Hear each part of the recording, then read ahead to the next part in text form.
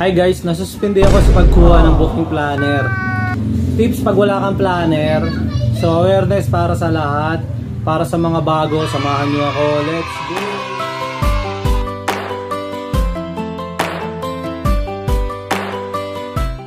So yun nga mga paps, usapang booking planner nga pala tayo sa pagkuha. Kasi nga ngayon ay today is Wednesday. So kuha na ng planner ng mga Grab food rider, pati mga Grab Express din. So sa mga platinum and gold tier, kuha nila is 9 AM ng umaga. Tapos mamaya namang gabi ng Wednesday, 9 PM sa mga member at sa mga silver tier naman yun. So yun nga yung malungkot dyan Paps, Wednesday ngayon. So kuha na ng planner. This is the sad part na nasuspindi tayo sa pagkuha ng planner ng 7 days. So bakit? Anong dahilan? Why? So ito yung dahilan mga paps. Ito yung miss planner or not showing up sa planner na kinuha ko. Ayan, miss planner or not showing up. So hindi ka lumabas, hindi ka nagbiyahe sa planner na kinuha mo. So meron yung sanction, meron yung consequences kay Grab. So pwede kang masuspindi doon. So meron siyang allotted na miss planner na binigay. So dati, unang-una 10 yun, 10 allotted yung kailangan mong ma-meet bago ka masuspindi. Ayun, 10. So medyo mahaba yun, 10. Tapos nag-update siya, naging 6 na lang. 6, so medyo malapit na sa katotohanan, 6. Tapos ito lang, itong buwan lang to ng June, nag-update si Grab, naging 4. So hindi ako aware. Tapos nakaging 4 na pala ako. So ayun, nakita ko na lang sa Grab apps ko at nabasa ko sa message na I already meet the 4 miss planner and then kailangan kong masuspindi. So yun mga paps. So yung masakit pa nito mga paps, yung mga planner na naka-reserve sa akin na nakuha ko na nitong kuha na ng planner, ay lahat siya from 4 days na planner ko ay na-release siya lahat. So ayun ang masakit doon. Kasama siya, they release as well. Kasama siya sa suspended ni Grab. So yun, so masakit talaga yung mga paps na na-suspended na tayo tapos nawala pa yung mga planner natin. So alam naman natin, planner is booking and booking is money. So ngayon share ko sa inyo mga paps yung ating share screen, what it looks like sa suspende yung booking planner sa account natin, kung ano yung makikita natin doon. So for awareness para sa lahat, tara share screen. Alright guys, this is our share screen na ating Grab apps. So tignan natin ang ating booking planner, yung ating nasuspende na booking planner. So let's say Caloocan North. So ito siya guys, from Monday nakita naman natin, since sa gold tier ako, meron siya mga available na planner dito pero unable siya na nakalagay na you've been banned for shift till June 18. So hanggang June 17 di ako makakakuha. So yun siya guys. Kaya dapat sa susunod wag tayo magpaabot ng 4 na miss. So dito naman sa Wednesday, but Thursday meron na akong nakuha dito kasi hanggang 18 lang, June 18 lang yung aking ban. So guys, so ito yung message sa atin ni Grab na tayo ay na-suspindi. Yan natin message ni Grab sa ating sinabi rito. Ito sabi niya, Delaware, you are suspended from session from June 12 hanggang June 19 as you miss 4 out of 4 sessions that you've received. Please note that all your upcoming reserve session have been released as well. So ito yung malungkot mga paps, na even yung mga na ano natin na reserve natin na plan na nakuha natin, lahat yun ay na-release dahil nakuha natin yung na-miss natin yung 4 sessions miss. So yun, so hope sa awareness natin mga paps, wag na nating pa-suspend yung ating mga account para di kayo magaya sa akin, peace. Alright, so yun mga paps, yun ang looks like pag nasuspend yung account natin sa planner. So nakikita mo yung mga booking planner pero hindi mo naman mapindot-pindot kasi nga suspende ka. So hopefully may nakuha kayong idea for awareness para sa inyo mga paps, and hopefully din ay matapos na yung ating 7 days suspended. Nang sa ganon, makakuha na tayo ng planner at makakuha tayo ng booking. Kasi nga, booking, planner is booking and booking is money.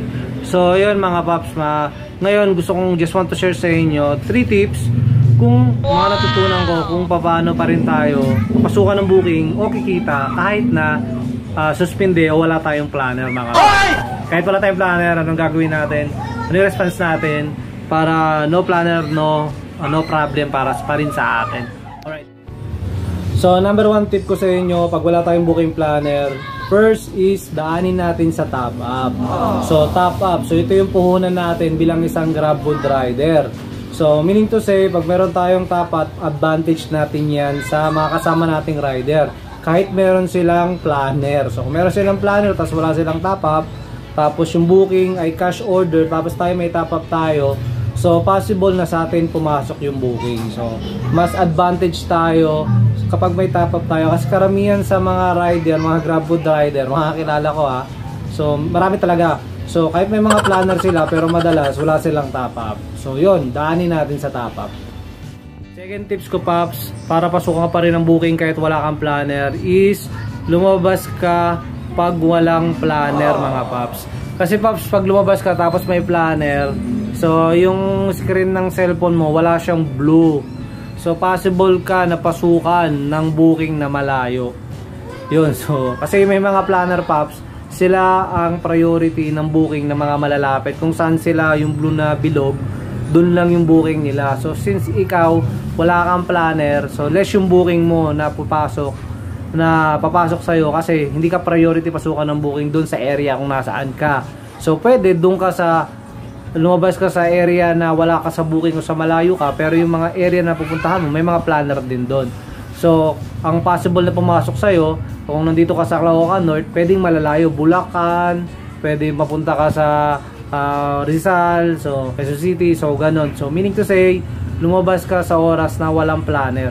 So yun, so yung oras naman ng planner mga Paps, dapat alam mo yan. So yung oras ng planner sa madaling araw ay 12 ng umaga hanggang alas 3 ng umaga.